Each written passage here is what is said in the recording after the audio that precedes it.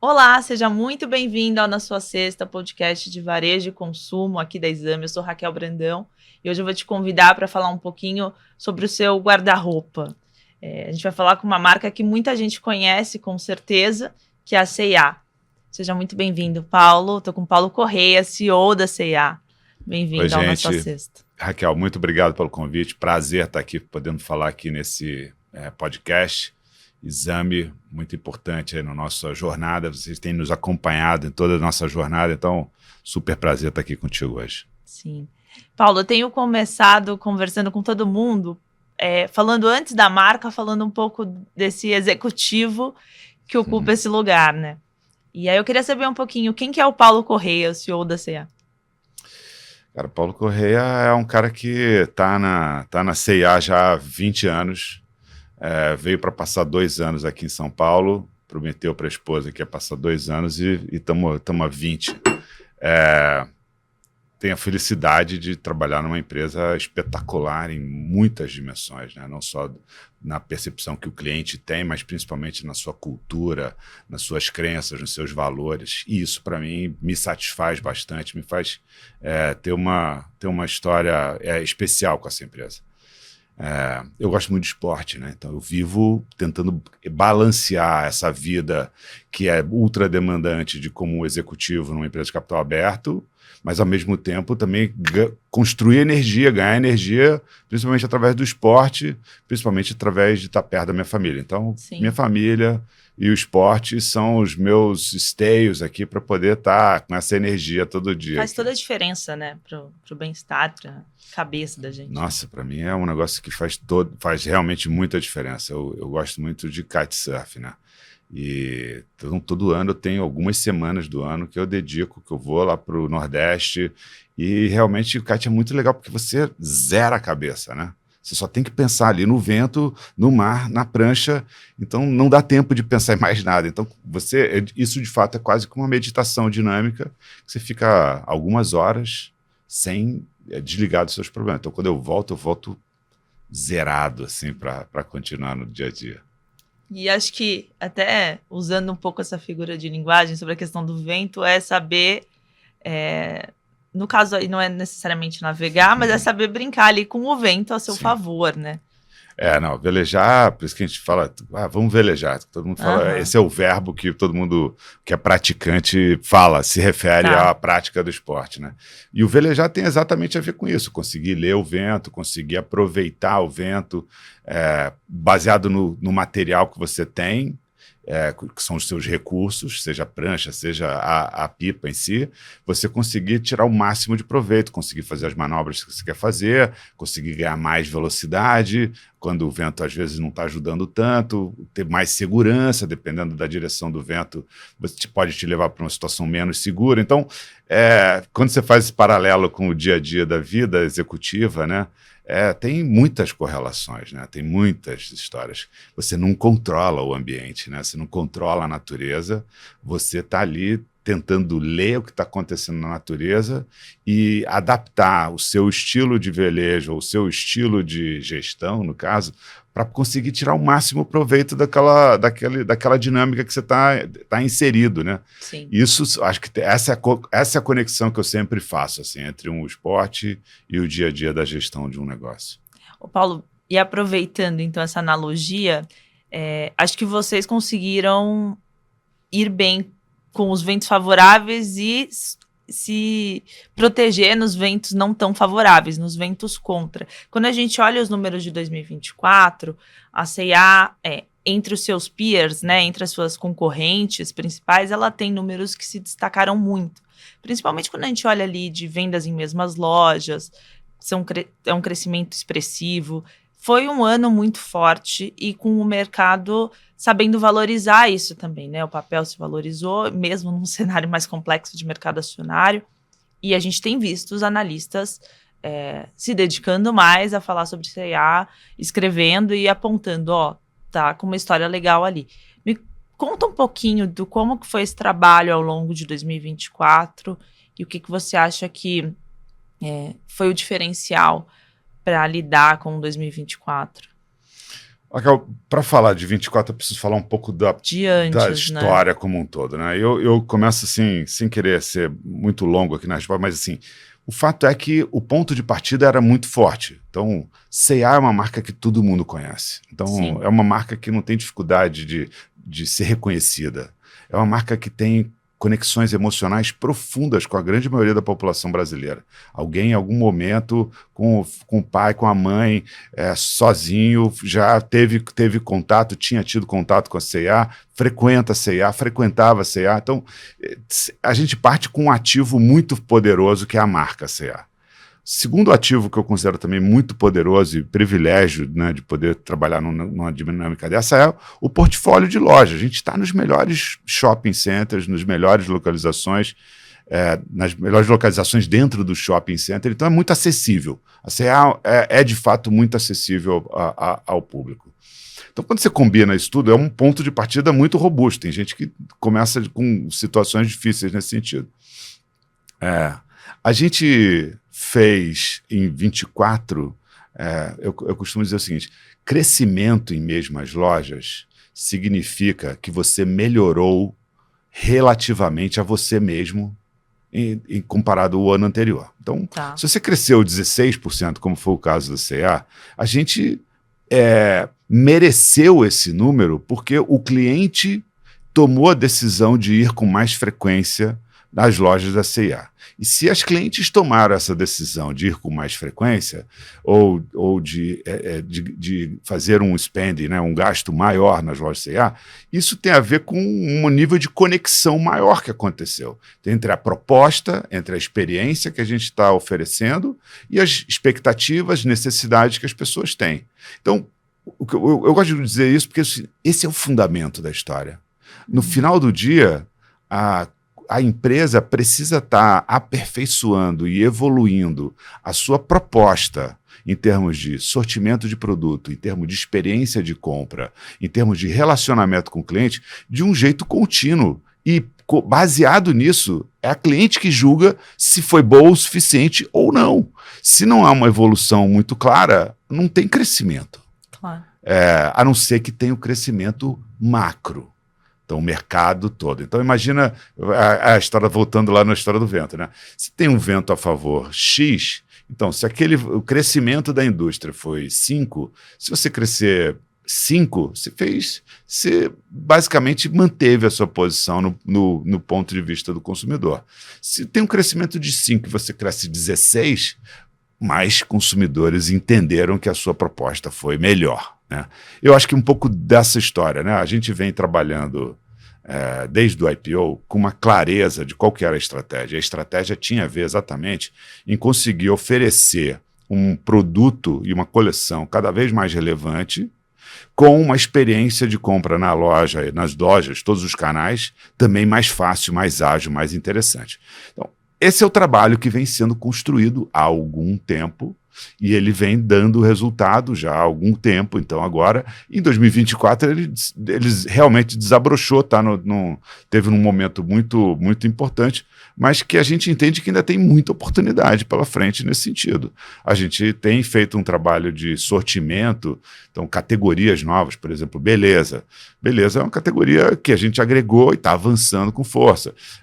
O feminino, que foi um destaque no ano passado, a gente realmente conseguiu trazer coleções baseada naquilo que a gente fez uma leitura, e a gente falou para o mercado que a gente estava fazendo essa leitura, que era a leitura da versatilidade. Uhum. Uma vez que você sai da pandemia, entra num contexto em que você tem mais o home office, mais situações que você está exposta no dia a dia e tal, ao final, você precisa ter mais facilidade de você colocar o seu look, que pode funcionar para você estar ali na hora do home office, mas você descer, você vai encontrar as amigas num happy hour, num barzinho. Então, essa versatilidade das peças, ou seja, você poder usar mais os produtos mais vezes, isso passou a ser um negócio importante. A gente fez essa leitura e a gente começou a desenhar e construir nossos produtos para isso. Então, eu posso ficar 2 horas aqui falando dessa dinâmica, mas eu acho que no final do dia o resultado tem a ver com uma evolução na percepção aos olhos das clientes do que a C&A estava oferecendo em termos de produto e em termos de experiência. Como é que é essa leitura de tendências, assim? Até essa é uma curiosidade que eu tenho. Uhum. Vai só da escutativa ali de redes? Como é que hoje uma grande companhia de moda como vocês faz essa leitura do que tá na moda e o que tá sendo mais buscado e a velocidade para fazer essa mudança de coleção também? Como é que isso funciona?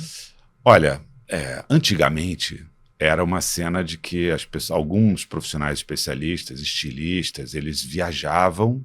Às vezes a gente comprava pesquisas, né, de birôs que faziam esse tipo de tendência, e essa pesquisa em si era suficiente para fazer as coleções naquele momento, e o ciclo das coleções é extremamente longo. Isso hoje é pouco relevante, né? Por quê? Ainda existe, mas é muito menos relevante, porque a moda está acontecendo aqui agora. Né? De alguma maneira, pessoas influenciam pessoas. A forma como as pessoas se vestem, os influenciadores, está acontecendo nas redes sociais nesse instante. E, às vezes, determinadas tendências surgem exatamente numa situação específica. Exemplo, Fernanda Torres foi indicada para o Oscar. De repente, no nosso sortimento, tinha uma camiseta da época lá do Entre Tapas e Beijos, que ela era uma das protagonistas, e a camiseta explodiu no consumo loucamente nessa semana que foi anunciada ela como candidata ao Oscar. E aí você fala, isso é tendência, Sim. Isso é tendência. Quem poderia planejar, prever essa tendência? Ninguém. Então, de alguma maneira, a gente teve sorte, de algum jeito, de estar trazendo uma história retrô, que era a nossa ideia, né? Que era de conseguir trazer clássicos, né, de programas que estavam acontecendo, mas aí que entra o outro lado da história, que é você conseguir reagir rapidamente. Então, tem um trabalho enorme que foi construído nos últimos anos de conseguir trazer mais velocidade para a nossa cadeia de fornecimento para poder reagir a essas situações. Você não vai conseguir planejar tudo que está acontecendo. A gente tem robôs monitorando tudo que está acontecendo em todos os sites de moda no mundo, nesse instante. E a gente consegue, com Analytics, entender o que está acontecendo de mais interessante e de menos interessante. Ao mesmo tempo, tem uma história de redes sociais, influenciadores, que são histórias que também você tem que estar monitorando. Isso hoje é a pesquisa de moda. Então, você tem muitos profissionais que estão o tempo inteiro monitorando o que está acontecendo em termos de comportamento nas redes sociais. A gente tem profissionais fora do Brasil que estão monitorando o que está acontecendo em termos de tendências lá fora. A gente tem profissionais aqui no Brasil que estão monitorando o que está acontecendo de performance de vendas e interesse do consumidor nas nossas lojas. Né?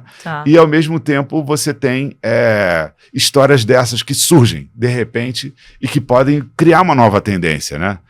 Teve um outro exemplo que na época a gente estava patrocinando o BBB, o Fiuk apareceu com uma veste, né? Parecia uma veste, e que chamou a atenção de todo mundo, foi super falado. A gente tinha um fornecedor nosso conectado, a gente falou assim, vamos produzir essa veste, isso parece ser uma tendência muito interessante, e isso foi, em uma semana a gente estava colocando no site e vendendo aquela mesma veste que o Fiuk estava vestindo. Então, isso é moda. Acho que hoje moda tem exatamente a ver com... Moda é aquilo que é contemporâneo, aquilo que está acontecendo nesse momento.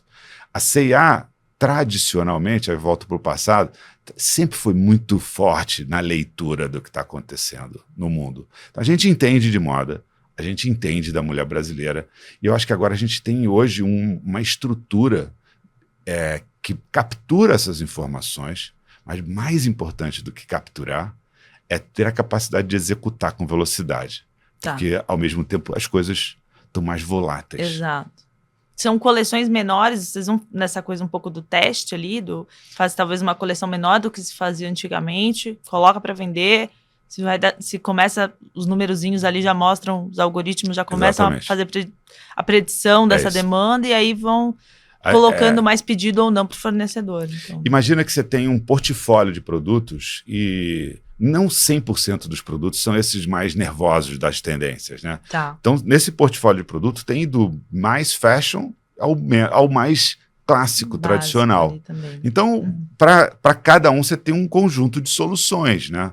Então, para esses mais fashion, esse é o caminho que a gente vem fazendo atualmente, de volumes menores, testes, com muitos testes, e analiticamente entendendo qual que é a performance daquele teste, e baseado nessa análise, a gente fazer um modelo preditivo de qual volume de aposta ou qual volume de compra que a gente vai fazer de cada uma desses produtos que foram monitorados. E a partir disso você acerta mais, você erra muito menos. E isso eu acho que é bom também, até na dinâmica de social, porque você acaba tendo o produto que as pessoas querem e não as suas apostas, e tendo que, de repente, fazer promoções enormes para poder vender um produto que, no fundo, as pessoas não querem tanto. Isso até é mais fácil de se adaptar num ambiente como a gente tem visto nos últimos anos, até um fator que, enfim, talvez seja um pouco mais diferente, mas que é essa questão do clima mesmo, né? A gente viu há uns 2 anos, todo o varejo de moda teve algum impacto, que teve que fazer liquidação porque o frio não veio, né? E aí todo mundo que estava com coleção de inverno teve que liquidar. Essa velocidade de resposta também para isso facilita, né? Com certeza, absoluta. Então, até coisas do tipo de forma de arrumar a loja. Ano passado, eu costumo dizer que o inverno é sempre muito traiçoeiro, entre aspas, porque ele acontece entre o segundo e o terceiro trimestre. E dependendo de onde ele chega, fica mais forte um trimestre do que o outro. Então, há 3 anos atrás, ele veio perto do Dia das Mães, e aí o segundo trimestre foi fortíssimo, e o terceiro mais fraco. No ano passado, foi o contrário, ele veio mais para julho, a julho, agosto, né? E aí o terceiro trimestre ficou muito mais forte, né? Então eu falo assim, gente, calma que isso é um filme. O frio chega. Se você ficar agoniado no segundo trimestre, se você tem estoque no segundo trimestre e ficar agoniado e começar a remarcar tudo, não adianta muito, porque se tá calor, estamos andando na rua, estamos andando no shopping, tá 30 graus, e aí você vê, olha, um casaco passou de R$200 para 170. Isso não é uma necessidade. Você está com calor, você não quer, você nem cogita a possibilidade de comprar um produto. Começa a suar só de ver, né? Exatamente. Então, desconto num momento de uma coisa que as pessoas não querem, não ajuda muito. Então, esse para mim também um aprendizado forte para a gente de poder ajustar isso. Se está fazendo calor, então o seu sortimento precisa ficar mais forte do que a gente chama de produtos do ano inteiro. E se está fazendo mais frio, você precisa expor na sua loja a sua coleção de inverno disponível ali. É mais desafiador para a cadeia de fornecimento você ter agilidade em produtos de inverno.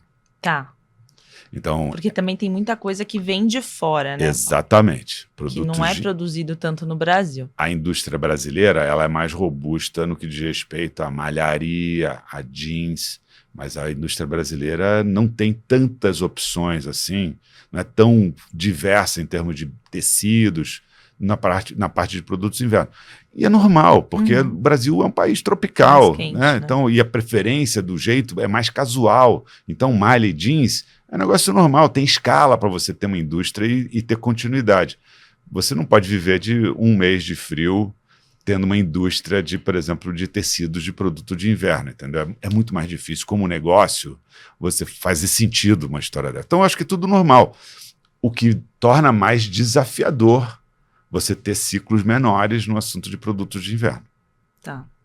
Paulo, ainda sobre essa questão de assertividade do portfólio, da coleção, todos os varejistas têm dito, e falaram especialmente ao longo de 2023 e até do ano passado, que todo mundo conseguiu reduzir essa coisa do markdown, né, que é o desconto, a liquidação, com uma coisa de posicionamento justamente disso que você falou, de ter os produtos básicos, de ter uma bela coleção ali dos clássicos, dos tradicionais, e conseguir ter preços de entrada também um pouco mais acessíveis. Então, a gente viu alguns que estavam se posicionando num ticket médio, às vezes, mais alto, conseguir readaptando a sua coleção para ter mais produtos de entrada. Como é que foi isso para a C&A? Porque eu sei que vocês foram muito vanguardistas nisso também, né? De perceber essa necessidade, especialmente quando houve uma concorrência mais acirrada com as plataformas internacionais que chegaram com preços muito baixos, né? A C&A tem uma estratégia hoje que vem desde lá da época do IPO, que a gente falou que a gente ia digitalizar a companhia, essa era uma das plataformas, né, a C&A Fashion Tech. E isso significou, na prática, o seguinte: um investimento grande em termos de construir sistemas e capacidades analíticas internas para usar os dados e conseguir construir histórias e propostas a partir desses dados. Uma vez que você começa a avaliar essas informações, ficou claro para a gente, além da leitura de comportamento que estava acontecendo no período pós-pandemia, que a gente tinha caminhos que estavam sendo mais bem recebidos e outros caminhos menos bem recebidos, né? E isso foi ajustando o nosso sortimento. Então, era claro que a gente precisava ter áreas de produtos que são ano todo, que a gente chama, e que a gente já tem fortaleza histórica também. Então, por exemplo, jeans. A gente tem uma área jeans com um nível de sortimento, um nível de posicionamento, qualidade, percepção de valor, que é realmente muito forte e a nossa cliente reconhece isso. Então, a gente brinca lá, não vou fazer a calça de 3 pernas. No final, é jeans, cara. Então, a gente tem que estar ligado nas modelagens, a gente tem que estar ligado nas lavagens, a gente tem que estar ligado na dinâmica de consistência. Na hora que você entrar na loja da C&A e procurar uma determinada modelagem específica, você vai olhar que tem lá o seu tamanho, tem a lavagem, tem o seu tamanho que você queria. Esse é o jogo desse tipo de produto, né? Então, para isso, você precisa ter essa consistência, você precisa planejar, você precisa ter esse planejamento conectado com a demanda, você tem que ter a sua cadeia de fornecimento que reaja rapidamente a isso, para você não chegar naquele momento que eu falo que é o momento da frustração, que você entra na loja, encontra um produto, fala, que lindo, e tem esse tamanho, e a pessoa fala, não tem. Porque você já sonhou. Eu falo que essa é a venda mais perdida de todas, porque a pessoa já tinha comprado. E aí, de repente, você fala, não tem o tamanho, e ela tem que voltar, muitas vezes, ao processo inicial. Sabe que joguinho de tabuleiro? Volte a casa 1. Lá vai ela procurar outra coisa. Sim. Então, esse nível de serviço que a gente fala, é o termo que a gente usa lá dentro, esse nível de serviço, para determinados produtos, precisa ser alto. Tá. Preciso ter disponibilidade disso, né? E, Paulo, vocês lançaram uma nova campanha de marketing recentemente, que é a questão da energia, né? Mas é mais do que campanha de marketing, tem toda uma estratégia, não sei se um novo posicionamento, mas novos planos aí dentro disso. Como que essa estratégia está se adaptando para o negócio de vocês? O que está por trás dessa questão da energia? O energia é a estratégia que move a C&A. C&A é energia, sempre foi energia, é o DNA da C&A, energia. Então, nada mais justo do que falar a nossa estratégia, a gente batizou ela de estratégia de energia. Um dos elementos da estratégia de energia tem a ver com uma evolução do nosso posicionamento de marca. À medida que a sociedade evolui, a gente entende que a C&A tem um papel importante de evolução também. Então, a campanha que a gente lançou no final de outubro do ano passado, que foi quando a gente marcou esse início dessa comunicação e desse posicionamento nesse sentido, que é a gente se encontra na C&A. Que a gente se encontra, que eu falo assim, a gente se encontra, é aquele momento em que você se olha com a peça, vestida com a peça que você estava procurando, e fala, tem a minha cara. Esse encontro que a gente está falando, né? Em que você se encontrar com a moda, você se encontrar com a moda que te favorece, a moda que você se interessa, a moda que te representa, né? Então, estamos falando desses encontros, né? E a gente vem trabalhando nesses encontros, né, desde esse lançamento, então, de várias formas, seja através de categorias que as pessoas adoram e que se encontram. Então, por exemplo, eu estava dando o exemplo do Jinja C&A, que é a campanha que está atual nas lojas nesse instante, ou campanhas como a gente vai fazer agora, que tem a ver com o encontro com a moda, né? Que é a Lady Gaga, que está vindo para o Brasil, e a gente é uma das raras marcas que estão participando desse evento, e a gente quer que as pessoas... Ela é esse exemplo, né, da moda do jeito que ela é, do jeito dela. É nisso que a gente acredita, né? Não é uma moda imposta, não. É aquilo que ela acredita, do jeito dela, com a liberdade que ela tem, do empoderamento que ela tem. Então, essa é outro exemplo. Então, acho que vai ser mais um momento icônico para a gente no que diz respeito a esse posicionamento. Então, o posicionamento é uma construção, é um tijolinho de cada vez. A gente está lá fazendo os nossos tijolinhos e Lady Gaga acho que vai ser um momento importante aí nessa jornada. Legal. Dentro desses planos, ao longo do que vocês vieram fazendo, a gente já percebe, obviamente, uma melhoria de venda por metro quadrado, e vocês repensaram lojas, né, e tudo mais. Tem mais o que ser feito de melhoria de venda por metro quadrado? Tem aonde ainda ajustar, apertar alguns parafusos? Tem e muito, né? A gente falou que o Energia é um programa de 3 anos. E a gente se estabeleceu um desafio, né, para esses 3 anos, e de fato a gente conseguiu cumprir 1/3 dele. Tá. Então nós estamos com 1/3 desse programa executado, capturado. Ainda temos 2/3 para a frente, para capturar e para implementar também. E tem várias histórias que estão acontecendo nesse sentido, né? Seja de categorias de produto, seja de experiência de loja, as reformas que a gente começou a fazer no final do ano passado, essas lojas que a gente tem reformado estão tendo uma performance muito diferenciada. O aumento na venda metro quadrado é claríssimo. Aí fala, mas por quê? É o mesmo sortimento? Então, porém, a grande diferença é que hoje em dia, eu falo muito dessa dinâmica da experiência, né? Tem um termo que a gente usa muito lá dentro, que é o findability, né? Você poder achar o que você está procurando. E dependendo da forma que você organiza a loja, a forma como você mostra os produtos, fica mais fácil de encontrar. Entendi. Fica mais interessante, fica mais convidativo você ir lá e tentar falar, pô, eu quero provar essa peça. Então, isso tem sido um elemento muito importante para a gente nessa nossa jornada, e eu acho que ainda tem muito para acontecer nesse sentido.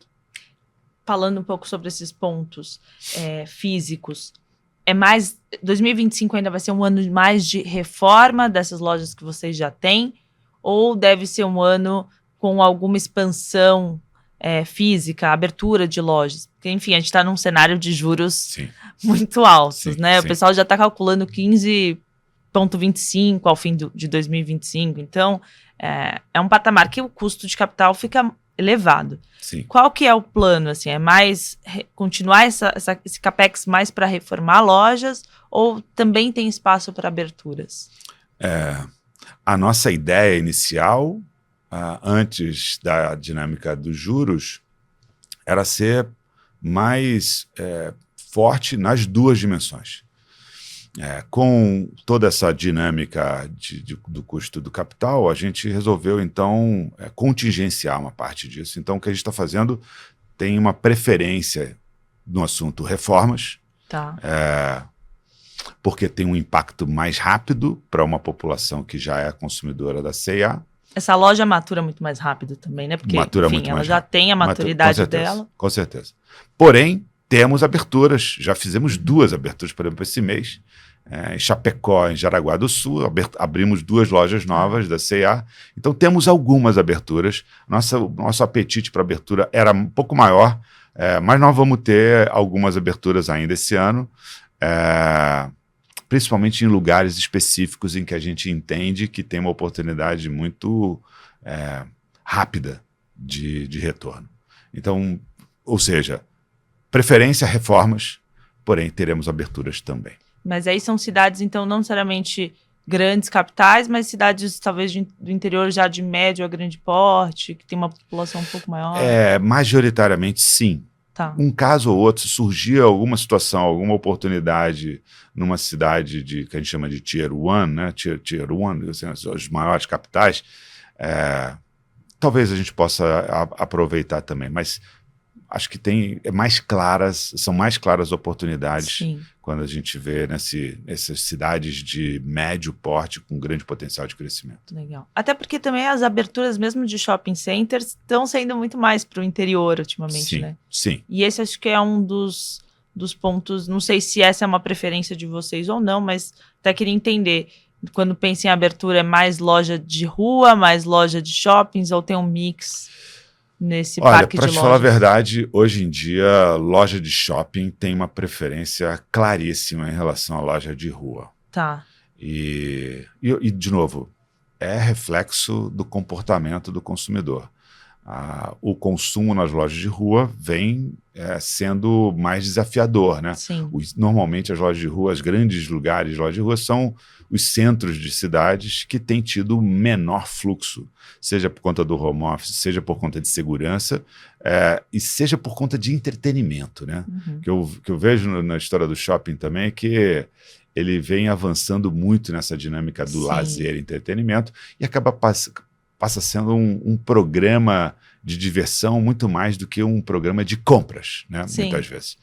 Eu acho que essa é a mudança comportamental que está por trás, e aí a consequência é um menor nível de interesse do próprio consumidor de ir nas lojas de rua do que nas lojas de shopping. Paulo, a gente, antes de começar a gravação, estava falando um pouco dessa questão do cenário macro, e acho que ainda falando sobre essa questão de juros elevados, um dos pontos de preocupação de quem olha para varejo tem, obviamente, a questão da demanda, do consumo, e também porque praticamente todas as varejistas hoje já têm o seu braço financeiro ali com uma concessão de crédito, e a gente estava comentando sobre isso, né? Vocês têm o CAPay. Sim. Como é que está o comportamento né? Como é que vocês estão operando diante desse cenário? O CAPay, porque ele é importante também para o consumo do varejo ali de vocês, né? Olha, quando a gente montou o CAPay no final de 21, a gente resolveu fazer algo que fosse, de fato, extremamente intenso no que diz respeito à tecnologia. Tanto que ele é digital, você paga só com biometria, então você não tem cartão plástico. Então ele é todo no setup dele, baseado com muita tecnologia. Uma coisa que talvez a gente fale menos é a tecnologia, por exemplo, que está por trás dos modelos de concessão de crédito. E essa tecnologia que vem da experiência do time, mais parceiros que fornecem informações de birô de crédito, quando você junta tudo, a gente construiu o nosso modelo proprietário nesse sentido. E esse modelo, obviamente, tem uma leitura do que está acontecendo em termos de taxas de juros, dos movimentos de taxas de juros e projeções no que diz respeito à capacidade de pagamento e endividamento das famílias brasileiras. Então, o que de fato aconteceu, por exemplo, conosco, à medida, e isso é uma história, de novo, histórica, analítica, né? Não é uma interpretação. Tem uma dinâmica analítica que o seu modelo começa a predizer com antecedência o que vai acontecer. Você começa a mexer na taxa de juros, muito provavelmente vai acontecer um aumento da inadimplência, vai acontecer uma redução da atividade econômica.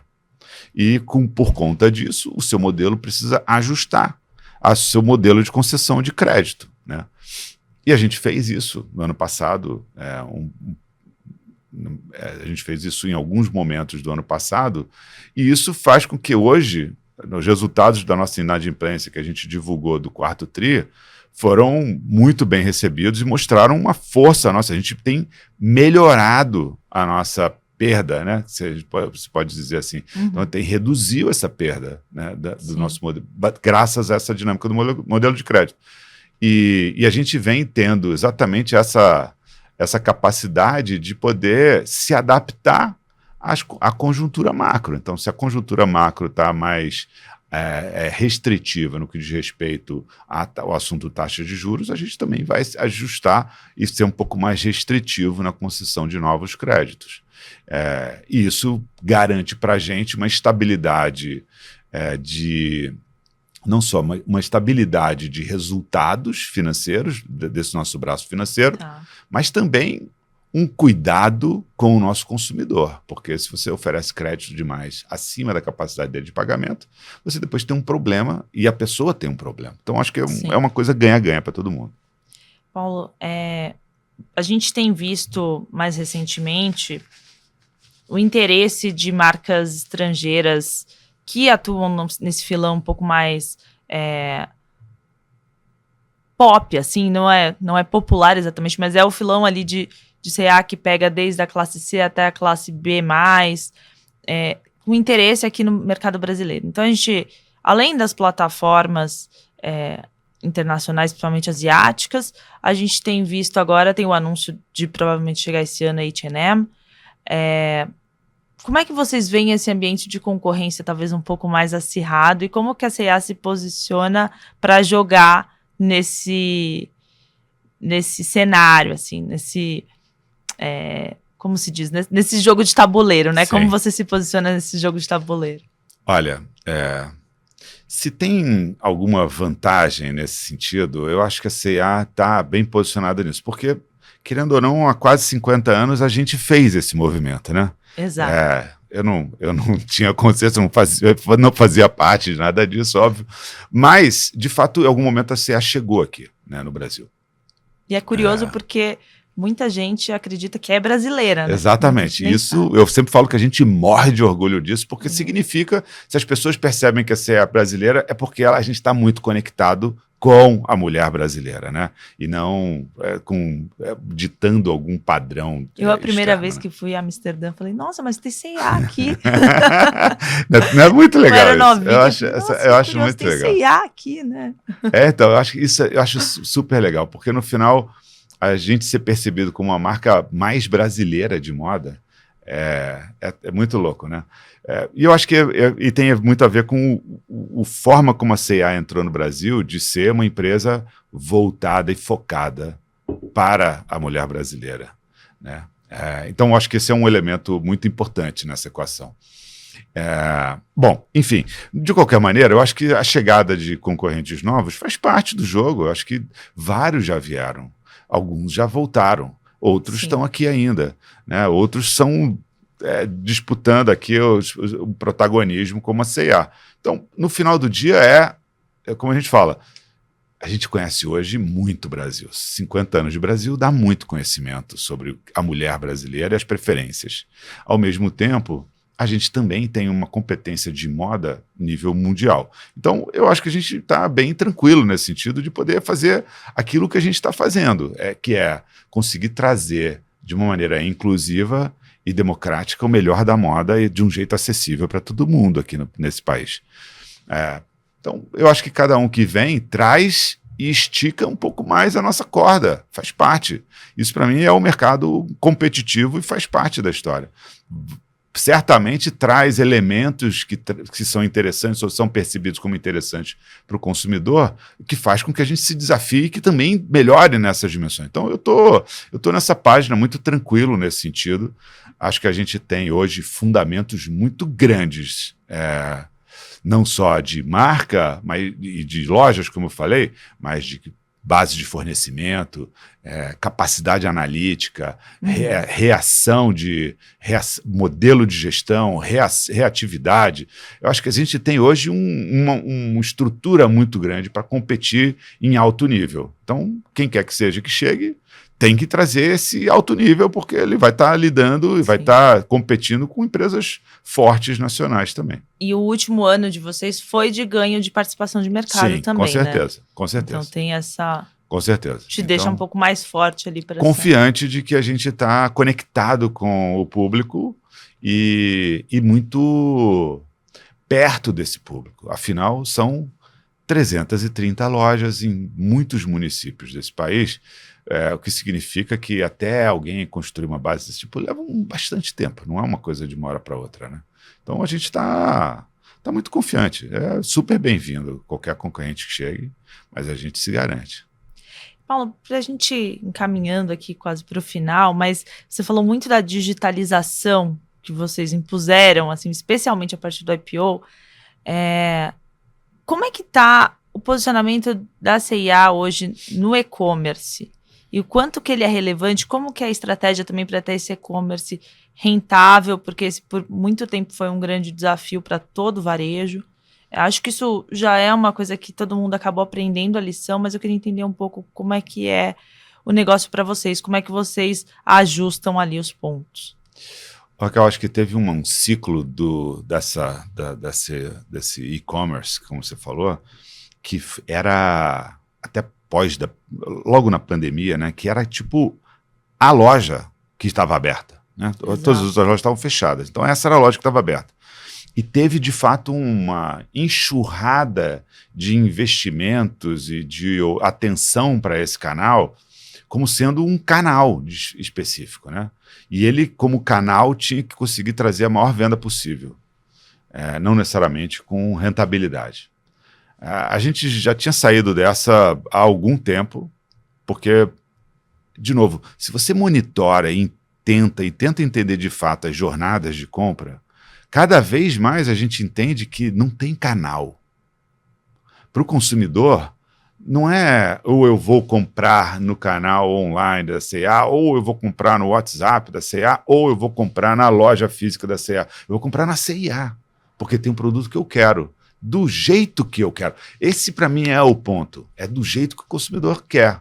Então, se ela quer começar a comprar online, porque ela deu aquela sossegada de noite, as crianças estão mais calmas lá, ela consegue ter um momento dela, está todo mundo sossegado, e ela consegue falar que não, eu queria essa peça aqui. E ela tem a opção de, daqui a 2 dias ou no dia seguinte, passar na loja, que é perto do trabalho dela, ou perto da casa dela, para poder retirar aquela peça. Não importa se a venda foi fechada no online, se a venda foi fechada no offline, esse não é o ponto. O ponto é, tinha uma necessidade e o conjunto da obra conseguiu atender.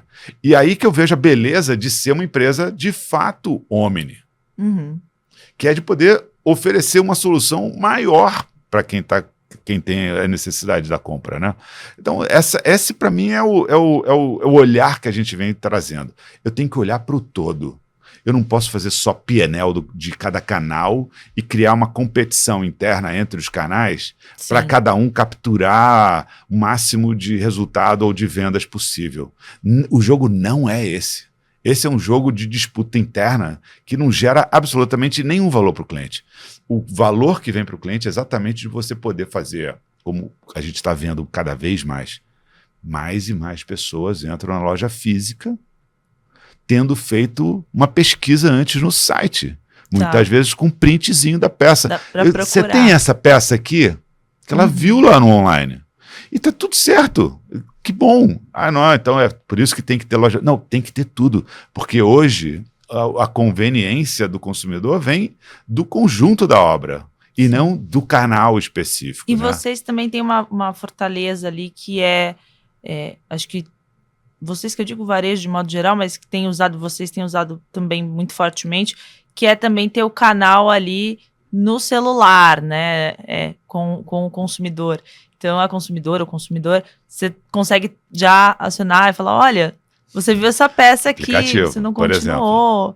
Aplicativo a gente consegue ter um diálogo, né, com o consumidor o tempo inteiro. É o que você falou, tem esse carrinho abandonado, que poderia ser uma história, mas a outra história que a gente tem feito mais é o contrário, assim, olha, se você comprou essa calça e de repente eu tenho os modelos preditivos que falam, cara, oferece essa peça para Raquel, que eu acho que ela vai curtir. Então, relevância, né? Eu te oferecer alguma coisa que é interessante, não um descontinho só. O desconto todo mundo gosta e tal, mas no final o que você está precisando, o que você ia gostar, o que você ia te interessar. Esse é o... Mas é isso que você falou, no aplicativo, nossa base de aplicativo, que acabou tendo um incremento muito significativo no ano passado também, isso gera oportunidade de conversa, assim como o CA Pay. Você compra, você paga em 5 vezes. Você tem que entrar no aplicativo 5 vezes para pagar a fatura. Então são 5 oportunidades de você se inteirar do que está acontecendo. Olha que história interessante, olha que oferta bacana. Então, eu falo que esses são oportunidades de relacionamento, né? E não é à toa que isso é dos elementos da estratégia da energia, que é de qualificar esse relacionamento. Poder oferecer coisas que são interessantes e relevantes para você, e não só massificar um monte de mensagens como a gente vê hoje muitas empresas fazendo, e que às vezes até é chato na perspectiva do consumidor receber vários e-mails, né? Isso não é, as pessoas não querem mais isso. As pessoas querem histórias interessantes, né? E isso é o que a gente está se propondo a fazer, com muito analytics por trás, com muito algoritmo por trás, com muito dado. Legal. E você viaja muito, né, Paulo? Você tem essas referências também lá de fora, assim? Tem algum modelo de você viu nessas viagens? Eu sei que você já foi para a Ásia, obviamente para Nova York ali, né, para a feira de retail. Tem algum modelo de negócio assim que você fala, puxa, esse aqui é alguma coisa que a gente vai absorver? Assim, modelo de negócio tem vários, mas eu não falaria aqui. Mas o que eu adoro é exatamente perceber nuances de cada um dos negócios. Tá. Eu acho que a maior oportunidade é essa colcha de retalhos. Tá. Você vê que tem um cara que tem uma solução de caixa muito legal. Tem outros que tem uma solução de embalagem muito legal. Tem outros que tem uma jornada de loja muito interessante. Tem outros que tem categoria, um sortimento de uma determinada categoria que é matador. Quando você vai conectando esses pedaços, aí que você vê que tem oportunidade. Que tal se a gente combinar, né, um exemplo, uma história de um sortimento fantástico com uma facilidade de pagamento também alta, né? Quanto que isso mexeria na conversão ou na venda daquele produto dentro da loja? Sim. Então, a gente entra ligado, eu brinco assim que shopping center para mim não é necessariamente relax, ele é completamente atenção e aprendizado no final do dia, né? E acho que também muitas dessas soluções que você deve ver mundo afora, algumas coisas também vocês têm que tropicalizar um pouco.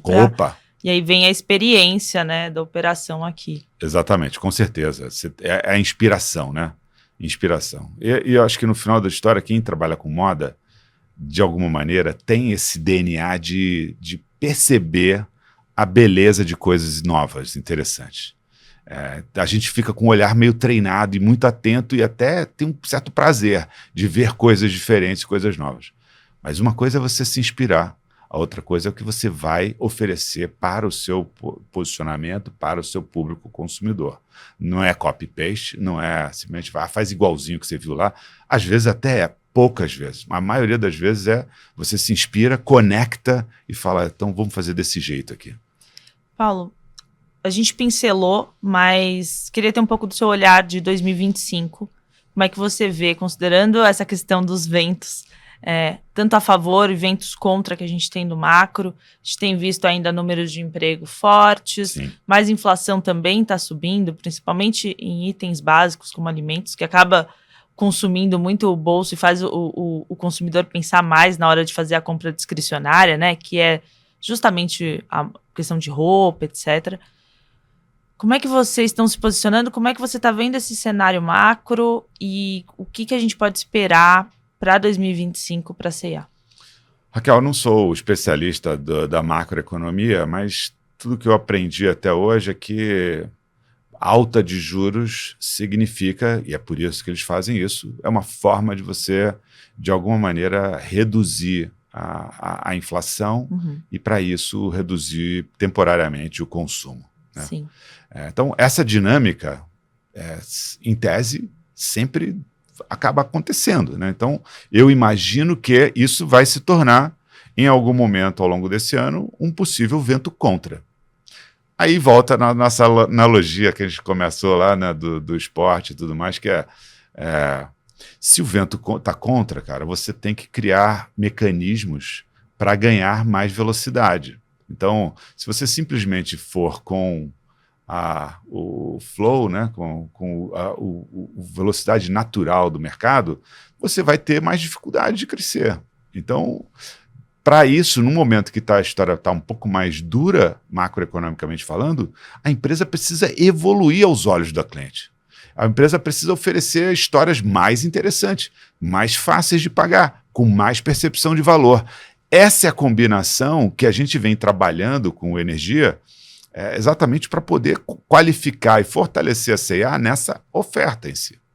E aí você tem o vento contra e o vento a favor. O vento a favor é o vento que você está criando da evolução da sua proposta, da sua experiência para o seu consumidor. O vento contra vai ser o do macro. Então, o que eu imagino é que, em algum momento, né, em tese, né, no segundo semestre, talvez, deveria ter um pouco mais de vento contra. Só que a gente vem se preparando com muitas histórias novas e muitas capacidades novas para tornar a C&A mais atrativa ainda aos olhos do consumidor e que a gente possa manter a nossa jornada de evolução, de crescimento que a gente vem demonstrando nos últimos anos. Perfeito. Paulo, muito obrigada por ter aceito o nosso convite de vir aqui contar um pouquinho de como está sendo esse trabalho na C&A. A gente está sempre aqui aberto e à disposição para conversar. Super. Obrigado você. Achei maravilhosa aqui a nossa conversa, qualidade das discussões. Então, estamos aqui sempre. Obrigada. E se você quiser continuar acompanhando na sua sexta, é só clicar no sininho que tem no canal aí do YouTube, ou então no sininho do Spotify. Você vai receber toda vez que tiver um programa novo. Você também pode acompanhar os programas da Exame no YouTube. No site da Exame também tem todas as novidades do que a gente está publicando e nas redes sociais. Muito obrigada.